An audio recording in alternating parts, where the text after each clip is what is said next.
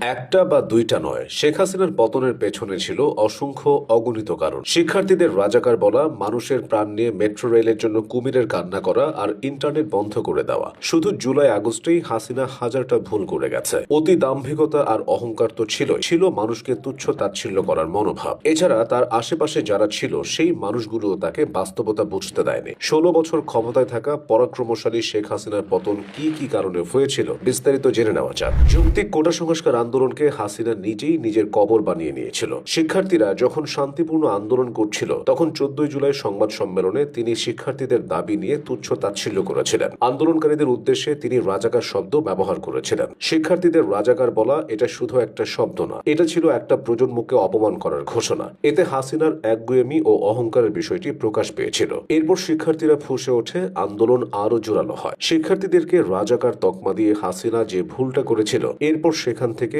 আর বেরিয়ে আসতে পারেনি। হাসিনার দ্বিতীয় ভুলটা ছিল জনগণের উপর রাষ্ট্রীয় বাহিনী দিয়ে বল প্রয়োগ করা। 16 জুলাই আবু সাইদকে দিয়ে শুরু, এরপর প্রাণহানির সংখ্যাটা শুধুই বেড়েছে। এতে শিক্ষার্থীদের পাশাপাশি সর্বস্তরের মানুষ হাসিনার উপর ক্ষিপ্ত হয়ে ওঠে। কাউকে প্রাণ না দিতে হলে হয়তো আলোচনার দিকে যাওয়া